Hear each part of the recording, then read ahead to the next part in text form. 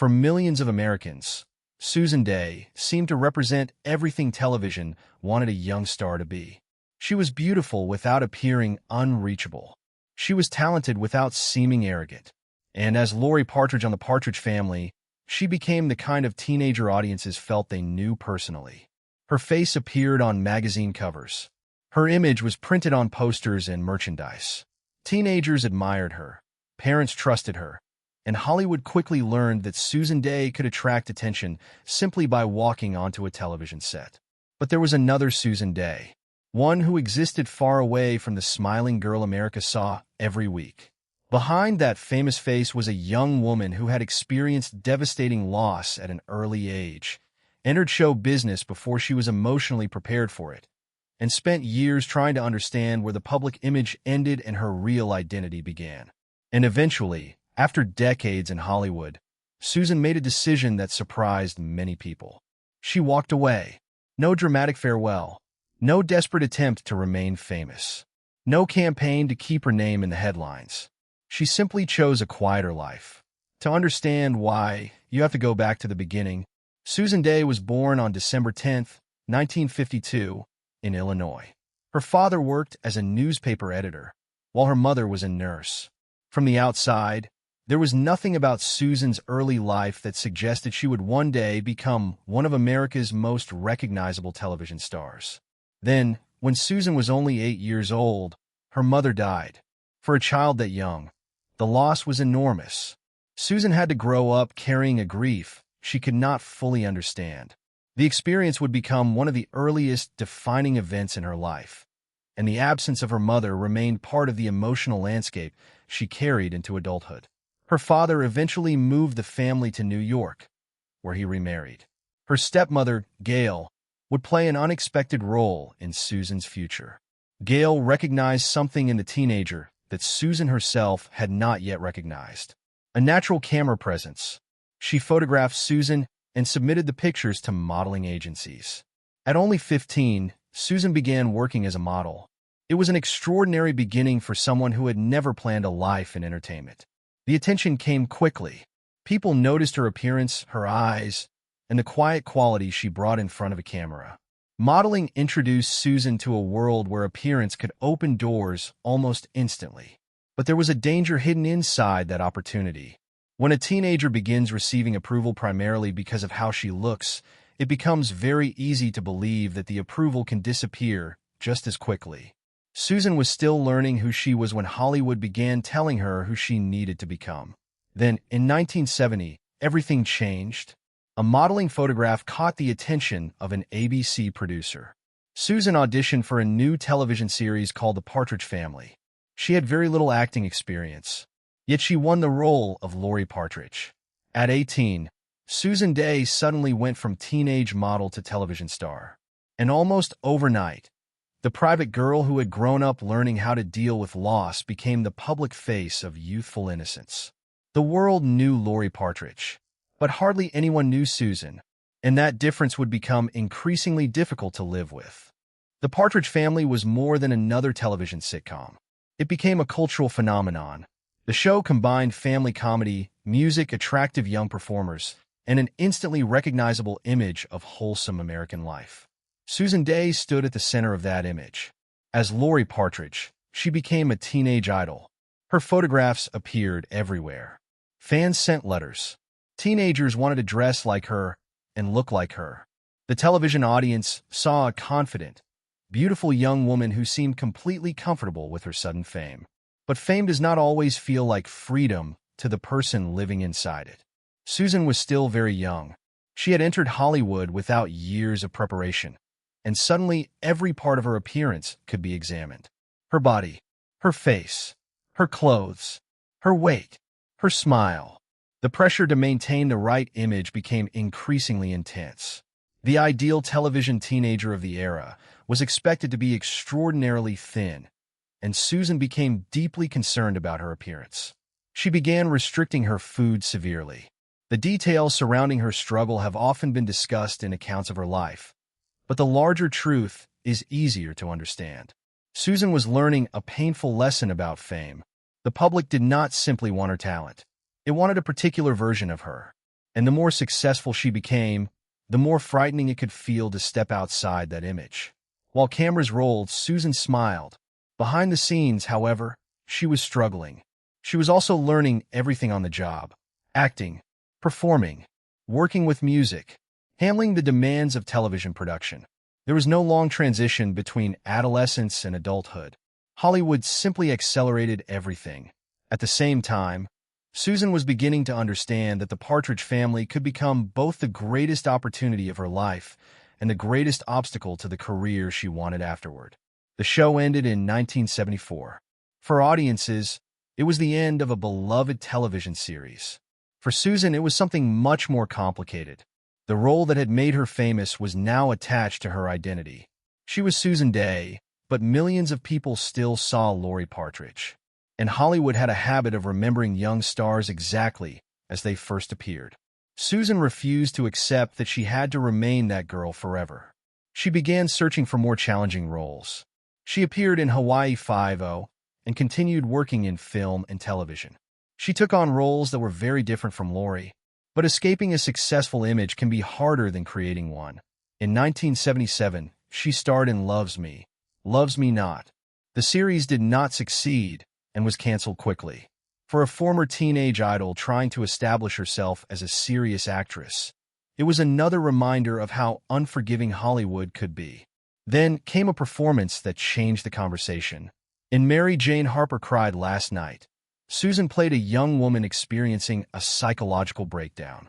The role was dramatically different from Laurie Partridge, and critics began seeing something that fans had overlooked. Susan could act. She wasn't simply a pretty face who had been lucky enough to land a popular sitcom. She had emotional range. She could portray damaged, complicated characters. Most importantly, she was beginning to build an identity that belonged to her. But there was still another battle taking place away from the cameras. Her personal life was becoming increasingly complicated, and one of the most painful chapters involved someone audiences already knew: David Cassidy. To the public, they were brother and sister on television. Behind the scenes, the relationship was far more complicated. And years later, what happened between them would become one of the most painful memories of Susan's life. Susan Dey and David Cassidy were surrounded by fame when they were both young. They worked together on the Partridge Family, traveled through the same entertainment world, and experienced the strange reality of becoming famous before adulthood had fully arrived. For viewers, they were Laurie and Keith Partridge. But Susan eventually developed feelings for David. The situation was complicated from the beginning. David Cassidy was already an enormous teen idol. His popularity went far beyond the television show. Fans followed him everywhere, and his private life attracted enormous attention. Susan, meanwhile, was living inside the same world but experiencing it differently. She was becoming emotionally attached to someone whose life was surrounded by attention from countless admirers. For Susan, the feelings were serious, but the relationship never became the lasting romance she hoped it might be. The most painful moment came after the Partridge Family ended. The two spent time together, and Susan believed the night might represent a change in their relationship. Instead, it became the beginning of another kind of heartbreak. Years later, David discussed the encounter publicly in his memoir. For Susan, the problem was not simply that the relationship had failed. It was that something deeply personal had become public. A private emotional experience had been transformed into a story that strangers could read about and discuss. The young woman who had spent years trying to protect herself from public judgment now found one of her most vulnerable memories exposed to the same world she had been trying to escape. Their relationship deteriorated. Susan eventually cut contact, and the distance between them remained. When David Cassidy died in 2017, Susan did not publicly turn the moment into a dramatic reconciliation. Perhaps that silence said more than words could have. Some relationships do not end because two people hate each other. Sometimes they end because the memory has become too complicated to revisit. But David Cassidy was not the only important relationship in Susan's life. After the emotional disappointment of her youth, Susan eventually found another relationship with Dale McCraven, a writer and producer. Dale represented something different. There was less glamour, less public attention, more stability. For someone who had spent years being watched, stability could feel more valuable than excitement. But Susan was still trying to find balance between love and ambition. Her career was expanding, and the demands of Hollywood were becoming heavier. The relationship eventually ended. Then, in 1976, Susan married Lenny Hershen, a talent manager who was significantly older than she was. For a time, marriage appeared to give Susan the security she had been missing. 2 years later, they welcomed their daughter, Sarah. Motherhood changed Susan. For the first time, her life was not entirely organized around being an actress. There was someone else who depended on her. Someone who represented a private world far removed from television ratings and magazine covers.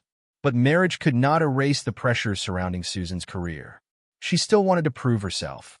She still wanted to escape the shadow of Laurie Partridge. And the more seriously she pursued acting, the more complicated her personal life became. By 1981, the marriage had ended. Again, there was no Hollywood spectacle, no legendary public feud, just a relationship that had reached its end.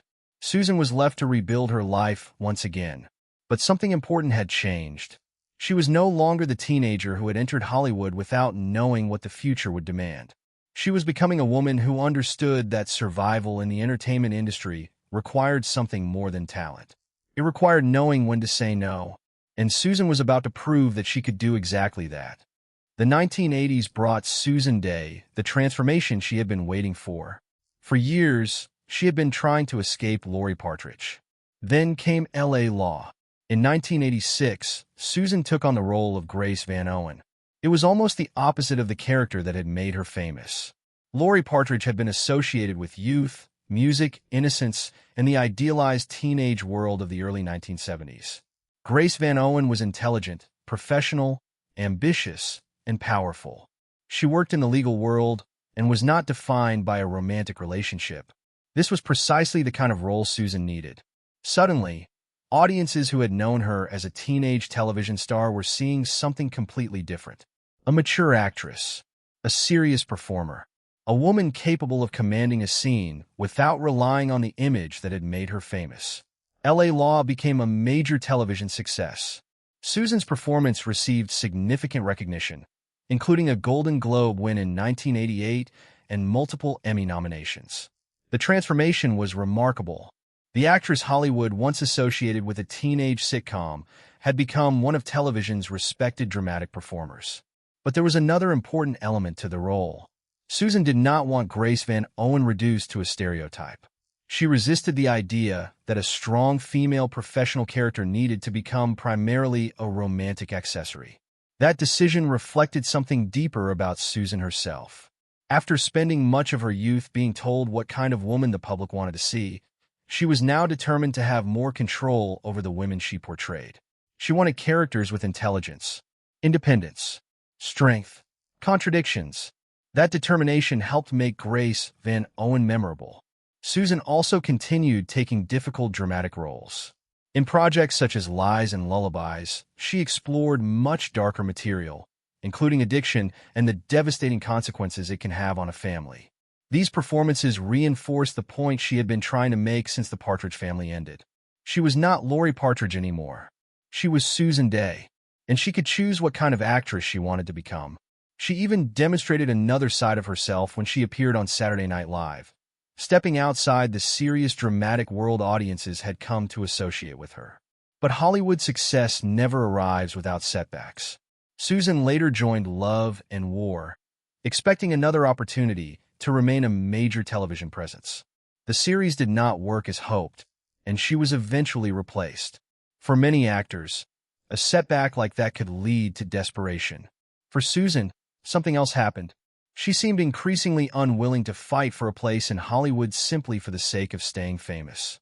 She returned to serious projects.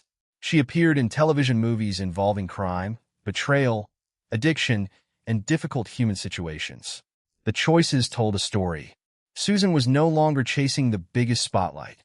She was choosing roles that interested her. That difference mattered. By the time she returned as Grace Van Owen in 2002, it felt less like a desperate attempt to revive a career and more like a respectful reunion with a character who had genuinely meant something. Then, in 2004, Susan appeared in Third Watch. After that, her screen work became increasingly rare, and eventually, she simply stopped. No grand retirement announcement. No final Hollywood speech. Just absence. For someone who had spent decades being seen, Susan Dey was now choosing not to be seen. The question was no longer whether Hollywood wanted her. The question was whether she still wanted Hollywood. And the answer appeared to be no. Susan Dey's disappearance from Hollywood was not the kind of disappearance that usually creates headlines. There was no scandal attached to it. No spectacular downfall. No public meltdown. Instead, she did something that is surprisingly difficult for a famous person. She became private. After years of being photographed, interviewed, watched, judged, and discussed, Susan began living outside that machinery. Her priorities had changed. The things that once seemed essential to a Hollywood career no longer appear to matter as much. Awards were temporary. Ratings disappeared. Television shows ended. Characters aged. Fame moved from one generation to another. But family remained. Peace remained. And privacy became something valuable. Susan's later life has been largely kept away from the public. That privacy itself is part of the story. For decades, audiences had believed they knew her because they had watched her on television. But watching someone perform a character is not the same as knowing the person. The real Susan Dey had always existed somewhere beyond the camera. A daughter who lost her mother young. A teenager pushed into modeling. A young actress overwhelmed by sudden fame. A woman who struggled with the expectations placed on her appearance. A performer determined to escape typecasting. A mother. A wife. A woman who experienced love and heartbreak. And finally, someone who decided that she did not need to explain every choice she made to the public. That decision becomes even more meaningful when you consider what Susan had already survived. Her childhood loss, the intense pressure of early fame, the painful experience of having a private relationship exposed publicly, the collapse of a marriage, the constant demand to prove herself professionally, the fear of being remembered only as Laurie Partridge. At every stage, the world tried to define her. But Susan kept changing. She refused to remain trapped inside one image. There was also a quieter side to her life that deserves attention. Susan became involved with the UCLA Rape Treatment Center and supported work connected to survivors of sexual assault. That chapter of her life was very different from the television career that had made her famous. There were no screaming fans, no red carpets, no cameras waiting for a dramatic moment, just meaningful work. It reflected a larger change in her priorities. Earlier in life, Susan had been valued for what the public could see. Later, she seemed more interested in what she could contribute when nobody was watching. And perhaps that is why her story is more complicated than the phrase Hollywood star who disappeared. She did not simply disappear. She changed the definition of success. For years, success had meant being visible. Later, success meant being free. The woman America once watched every week eventually chose a life where she could walk through an ordinary day without being Laurie Partridge, without being Grace Van Owen, without being Susan Dey, the celebrity, just Susan. And that may have been the first time in her life when she truly controlled the distance between herself and the public.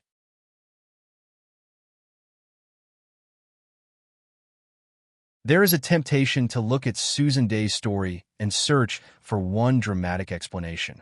Was it Hollywood? Was it heartbreak? Was it the pressure of fame? Was it the painful memories of her youth? Was it disappointment? The truth is probably more complicated. People rarely walk away from an entire world because of one event. Usually, the decision happens slowly, one disappointment at a time, one realization at a time. One moment when a person begins asking whether the life they are living still belongs to them. Susan Dey had already achieved something most actors spend their entire lives chasing. She had become famous. Then she had done something even harder. She had reinvented herself. She escaped the shadow of Laurie Partridge and became Grace Van Owen. She earned major recognition. She proved she could handle comedy and serious drama. She built a long career across television and film. She experienced the highs of Hollywood that most people only dream about. And still, she eventually chose to leave. That is what makes her story so interesting. Susan did not walk away because she had failed. She walked away after she had succeeded. There is a difference. The young Susan Dey, who entered Hollywood at 18, probably could not have imagined that one day the greatest luxury in her life would be anonymity. She once lived in a world where people knew her face everywhere. Later, she seemed to value being somewhere nobody knew her at all. And perhaps the contradiction explains the title people have used to describe her life as a double life. It was not necessarily a secret second life filled with scandal. It was something more human. There was the Susan the world knew, the beautiful teenager, the beloved Laurie Partridge, the actress on magazine covers, the Golden Globe winner, the television star. And then there was the Susan who had to live with everything that fame could not fix, the daughter who lost her mother, the young woman who learned to fear the judgment attached to her appearance, the actress who fought to be taken seriously, the woman whose private heartbreak became public material, the mother who wanted stability, the person who eventually decided that peace mattered more than applause. Two versions of the same woman. One lived under bright lights. The other needed darkness and quiet simply to breathe. Today, Susan Dey's legacy is not limited to the Partridge family. If that were all she had done, she would still be remembered. But her career became something much more interesting. She began as America's wholesome teenage idol. Then she fought her way into serious dramatic acting. She became Grace Van Owen. She earned critical recognition. She challenged the expectations placed on women in television. And when the time came, she refused to spend the rest of her life desperately trying to remain relevant. That may be the most courageous decision of all. Hollywood teaches people to fear being forgotten. Susan Dey eventually appeared to make peace with it. The applause stopped. The cameras moved on. The headlines faded. And yet her story remained. Because audiences eventually discovered something they had missed when she was young. Susan Dey was never simply the smiling girl from a television show. She was a woman who spent much of her life trying to separate herself from an image that other people had created for her. And perhaps, after all those years, she finally succeeded. She chose privacy over publicity, family over attention, peace over performance, and a life that did not require an audience. That is the part of Susan Dey's story that may be easiest to overlook. The biggest mystery is not why she disappeared. It is why anyone should be surprised that she wanted to. After spending decades being watched by millions, maybe the most valuable thing she could finally possess was a life nobody else could watch. A life that belonged entirely to her. And in the end, perhaps Susan Dey did not lose Hollywood. Perhaps she simply stopped needing it.